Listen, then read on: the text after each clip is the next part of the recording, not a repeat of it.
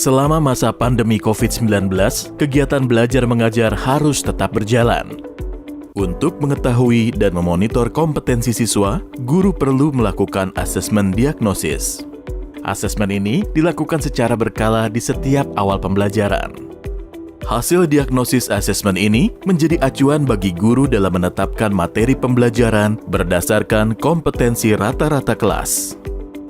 Ibu Ani adalah guru kelas 5. Menjelang tahun ajaran baru, Ibu Ani menyiapkan materi asesmen diagnosis untuk seluruh siswa di kelasnya. Ada beberapa prinsip pelaksanaan asesmen diagnosis dan pembelajaran adaptif yang perlu diperhatikan. Pertama, identifikasi materi asesmen yang bersifat esensial atau merupakan prasyarat topik lainnya. Kemudian guru menyusun 10 soal untuk asesmen diagnosis sederhana yang terdiri dari 2 soal sesuai kelasnya dengan topik semester 1, 6 soal dengan topik 1 kelas di bawah untuk semester 1 dan 2, dan 2 soal dengan topik 2 kelas di bawah untuk semester 2. Kedua, berikan soal asesmen untuk semua siswa, baik secara tatap muka ataupun pembelajaran jarak jauh, dan lakukan diagnosis hasil asesmen. Ketiga, berdasarkan hasil diagnosis asesmen, bagi siswa menjadi 3 kelompok berdasarkan kompetensi rata-rata. Selanjutnya, guru akan memberikan pelajaran dengan pendekatan yang berbeda untuk setiap kelompok. Sekarang, mari kita lihat bagaimana Ibu Ani melaksanakan asesmen diagnosis untuk pelajaran matematika kepada siswa kelas 5 yang berjumlah 5 orang. Dengan mengacu pada materi kompetensi dasar sederhana dari Kementerian Pendidikan dan Kebudayaan, Ibu Ani menyusun 10 soal asesmen awal untuk mata pelajaran matematika yang meliputi topik, penjumlahan dan pengurangan, dan panjang, luas, dan keliling.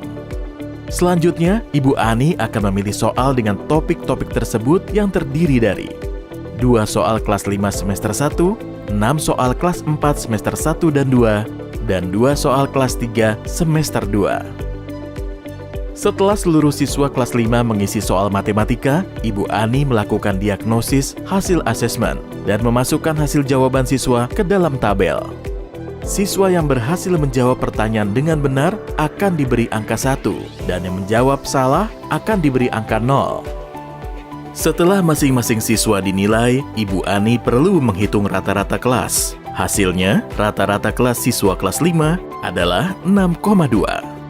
Hasil rata-rata kelas ini menunjukkan bahwa kompetensi dasar siswanya pada mata pelajaran matematika berada di kelas 4, yaitu 1 level di bawah kompetensi dasar kelas 5. Berdasarkan hasil rata-rata kelas tersebut, Ibu Ani membagi siswanya menjadi 3 kelompok dan menyesuaikan pengajaran di kelas dengan kompetensi rata-rata murid. Siswa dengan rata-rata kelas akan diajar oleh Ibu Ani sebagai guru kelas 5. Siswa yang berada 1 semester di bawah rata-rata akan mendapatkan pelajaran tambahan dari Ibu Ani. Siswa yang berada 2 semester di bawah rata-rata akan dititipkan ke guru kelas di bawahnya atau membuat kelompok belajar yang didampingi orang tua atau pendamping lainnya yang relevan. Ibu Ani akan melakukan asesmen diagnosis sederhana ini secara berkala setiap bulan. Hasil asesmen berguna untuk melakukan adaptasi materi pembelajaran sesuai tingkat kemampuan siswa kelas 5 yang diajarnya.